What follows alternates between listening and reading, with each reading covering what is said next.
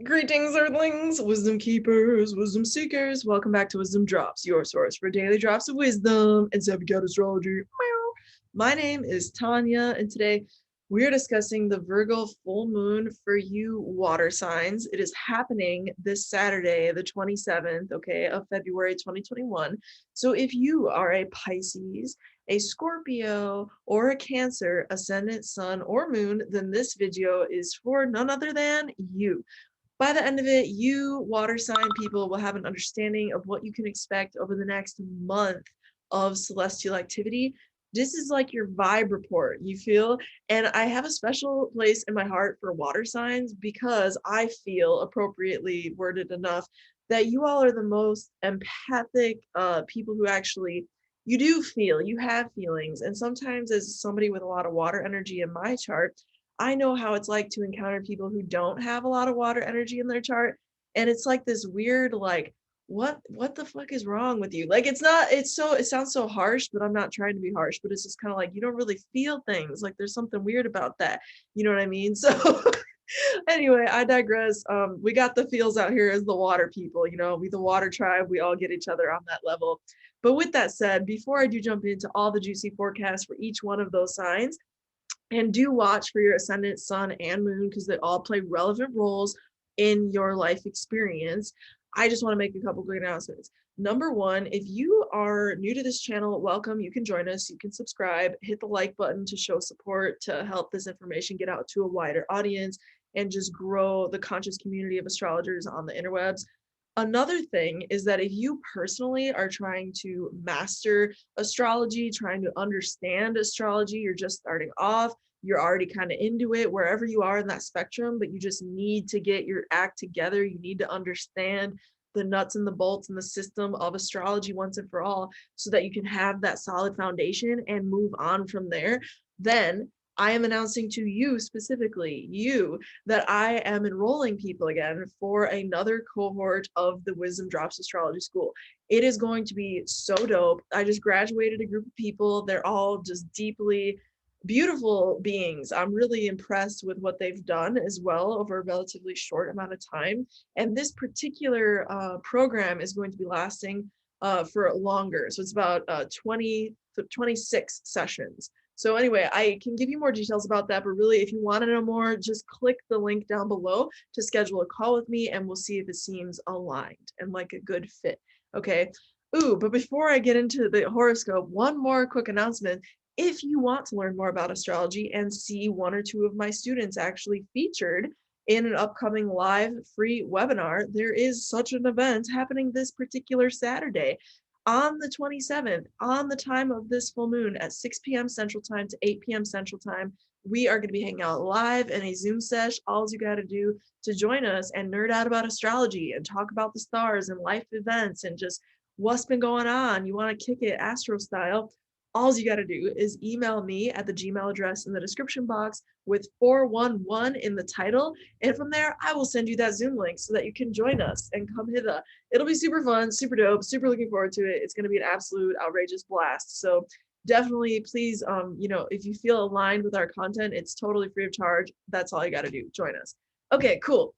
Water signs. Let's get into it.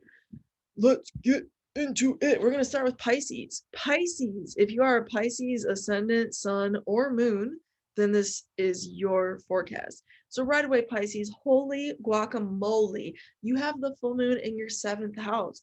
What does it mean? It's all about relationships, baby. If you're a Pisces ascendant, sun, and moon out there, you got massive relationship, like awareness moments, just like coming up like massive billboards right now in your consciousness. If you are a Pisces and you're just like, wow, this is really a reality check moment in terms of my relationship with my partner, I feel like my whole foundation just shifted, then you know what? That's why. And that's okay. Because under the celestial energies of right now, that's what you're supposed to be going through. And I especially want to acknowledge any Pisces out there that are going through an emotional time because they're breaking up with partners, because with the full moon in the 7th house, it's illuminating something that it needs to be seen, right? The full moon is fully illuminated. That's why it's full. And Mercury is the dispositor of this moon And it's also the dispositor of your fourth house of home, okay, and roots and where you're from.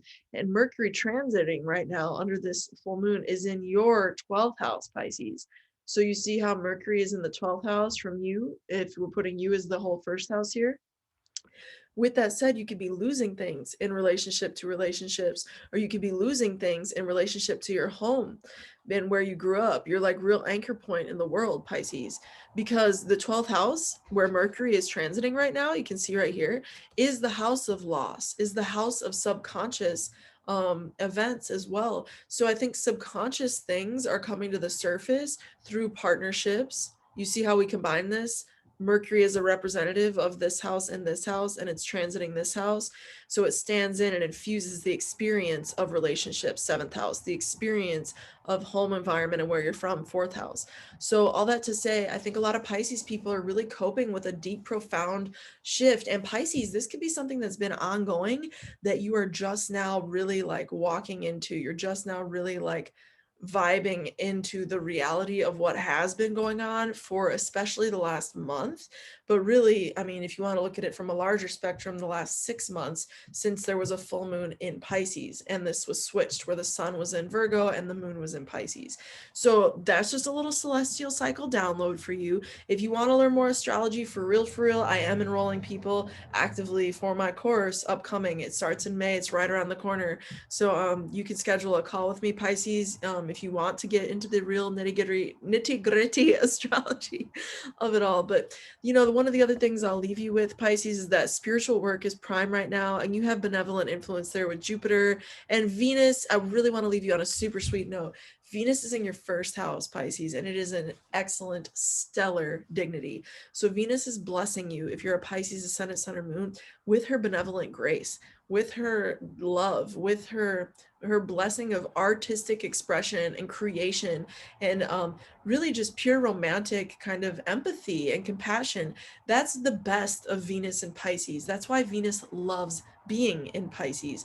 So embrace that, Pisces. Embrace the fact that you are under Venus's influence for the next 30 days, even if you are going through a deconstruction or a loss, or a psychological subconscious shift in relationship to home and where you grew up and who you're partnered with.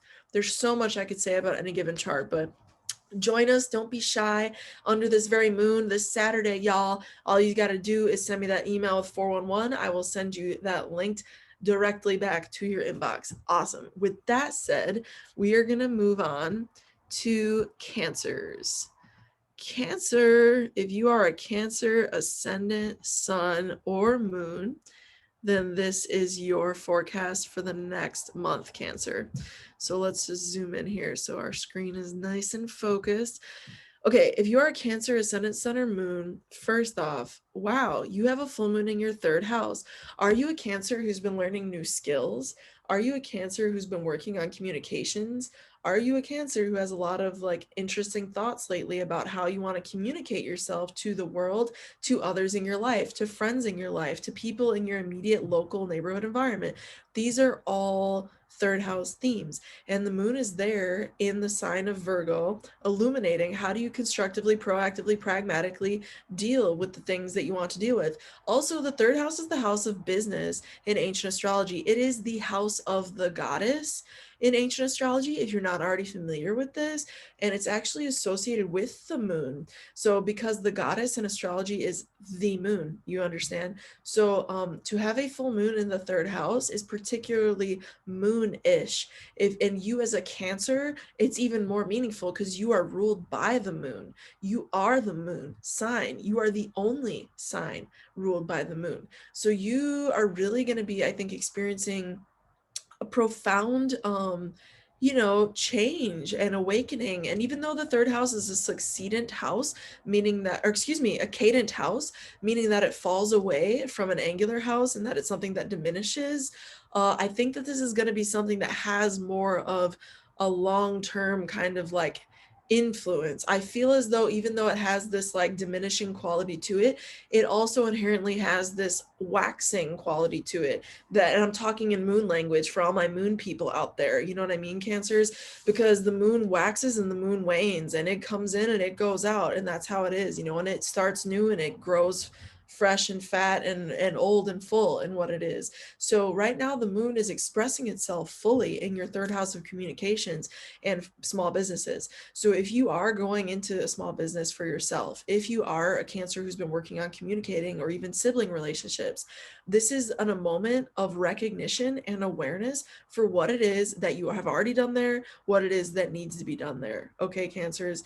The other thing is that Pisces energy is prime because this is the full moon axis, and that is your ninth house from Cancer, as you can see here. So the ninth house is being blessed, and the ninth house is a very benevolent house. It's a very, very lucky house. It's the house of the god, you know what I'm saying? So the house of God. So the sun is there, which is a great placement by house for the sun. So you're experiencing 30 days of like blessings in relationship to that, which is going to help you gain more of a belief, of a spirit of belief, a spirit of a spirit of feeling alive and well and happy, because Venus, the benefic, is also at the party now for the next 30 days. So you really have a month of joy, I think, Cancer, more than anything. And while this indicator of Mercury, the dispositor of the moon, being in your eighth house signifies potential loss and potential death and potential loss of money even, or investment at a higher vibration, there is something to be said about the fact that Mercury is squaring Uranus at this time, and that that is awakening energy, and that is in your 11th house. So through your real joy, and through even like networks of people and friendships, those people are going to help you come to terms and awaken to what needs to go away in relationship to whatever this third house signifier is for you. Whatever I said earlier that you were like, that's me, whether that was the siblings, the local environment, the small business, any of those sorts of things, the skill, the gaining of skill, right? Your pursuit of gaining skill and craft, something related to that. Your networks or your friend groups as a whole, like your larger groups, are helping you realize like what needs to go away in relationship to that. Because there is a square there between Uranus and Mercury, and Uranus strives to free whatever it touches. And when it's squaring off with the planet, it's telling us, hey, I need to free whatever this planet is associated with. So if you are looking to like not lose friend group members, you might also be aware of the words that you are saying right now, because Mercury in the eighth house could definitely be a severing over what words were said kind of energy. You know what I mean, Cancer? Just a little heads up, just in case anybody's trying to manage a situation with a particular outcome in mind. But you can always contact me for more details if you have like a really specific situation in your life. But that's kind of the majority of what I'm seeing for you Cancer people. Cancers, do not be shy. Join us this Saturday live, baby, for free for this webinar. All you got to do is email 411 to my email address listed in the description box down below. If you are a serious student of astrology looking to up your chops and get for real with your astrological skill set, you can schedule a call with me via the other link in the description box down below. With that said, thank you, Cancers, and we are going to move on to none other than Scorpios. Scorpios, you have been so very patient, or you just sped ahead in the video, which, let's be real, is totally fine. Whatever you're doing as a Scorpio. Okay, here we go. This is a lovely, I really like this moon for you. Why? Why do I like this moon for you? Scorpio, I like this moon for you a lot because it's in your 11th house. In your 11th house is, again, one of the absolute happiest houses. It's only beaten by the 9th house. So y'all are getting some really positive vibrations, and you're coming into awareness about your networks right now.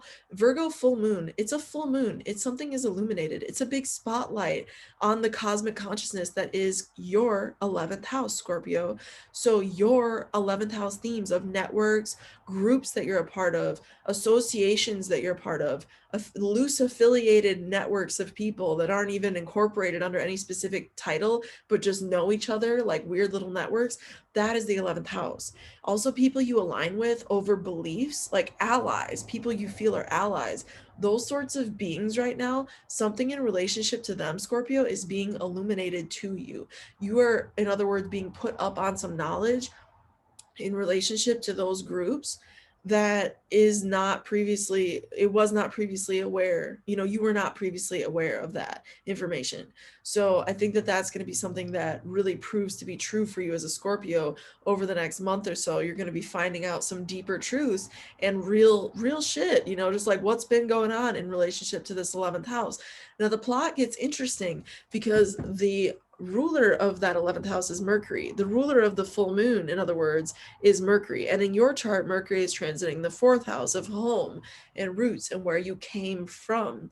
Your whole like construct of where you came from, the anchor from which you were born out of, and where you set your anchor today. Like, where do you really root down into your home environment, So that is going to bring up themes of whether it's networks and groups you're part of and home environment, or maybe working from home as a member of these networks, or crafting homes as a more vocational pursuit, and you're marketing to networks, Virgo full moon in the 11th house, about your business activity in that arena. That's another possibility. Whatever it is, you're being asked right now, Scorpio, over the next 3 years, actually 2.5 years, to get really serious about building that home environment, building your roots, redefining your roots, getting rid of karma, shedding karma in relationship to your roots, and really learning more about how to advance yourself at a very like brick and mortar kind of like what will hold up in the fullness of time in relationship to developing the whole construct of home. If you're a Scorpio, you're in like a larger 3-year cycle addressing that. So Mercury is the dispositor of the full moon in your 11th, chilling out with that Saturn cycle ongoing, is showing me that you're coming to some really like kind of like nice lists. I see this being like an organized list about identifying, what are these ideals? Jupiter is here with Mercury. What are these ideals in relationship to reconstructing my home and redefining my roots and where I came from? I think a lot of Scorpios are doing a lot of deep, powerful realization work around that and how it connects with their groups that they're a part of and friends, even friend circles, So this is also your dreams and your aspirations, y'all. So what is it that you really, 11th house, what is it that you really, really, really, really, really, really want? What are your absolute dreams for your life? If you could do anything with no barriers whatsoever to your life, what would you do? That's the 11th house. And you're coming into realization about that. A lot of Scorpios are probably coming to deeper truths about what they authentically, truly believe that they really feel their soul would be better and best off doing at this point in time. So if you are a Scorpio on that journey, congratulations.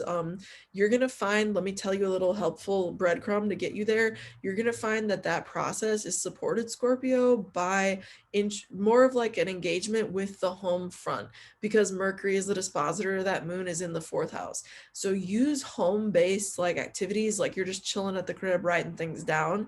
That literal interpretation of Mercury in the 4th house is going to be a gateway point for you to get illuminated on these sorts of topics, or even like creating those networks from home, because Mercury is in the 11th sign of the zodiac, which is coincidentally your 4th house of Aquarius. So just kind of tying together all the themes there, right? There's definitely something involved with like networking and home environments for y'all.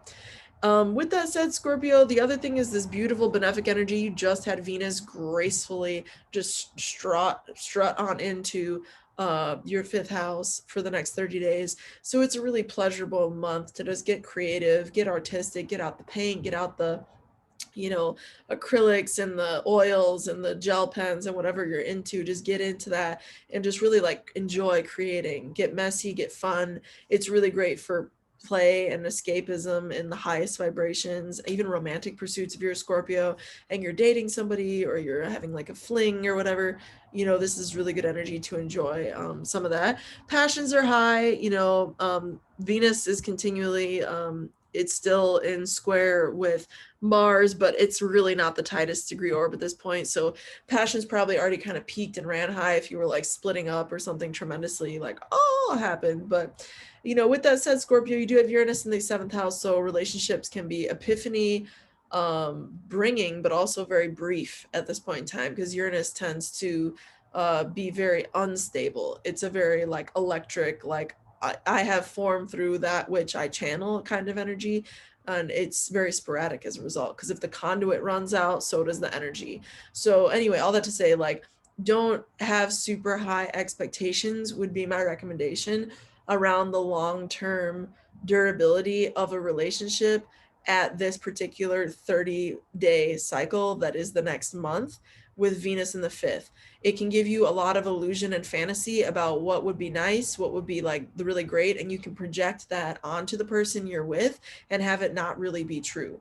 So just be aware that that is a potential so-called like negative of this energy. And I know how y'all are, Scorpios. I know you feel things so deeply and profoundly. So it can be really tragic if you allow yourself to like believe in somebody and, really just like believe that that is the situation and then have it find out that it's not. It's like, oh shit, that's really, it's hard to believe something as a Scorpio as true and then have it not be true, because your whole premise is to seek and find and attain truth as a Scorpio. So it's very like in not alignment with your authentic nature, if that makes sense, and therefore can be very disappointing. So yeah, Scorpio, please do not be shy. Do not be an introverted stranger. Come join us in our Sacred Groovy free workshop space happening this Saturday under the Virgo full moon. It's going to be so dope.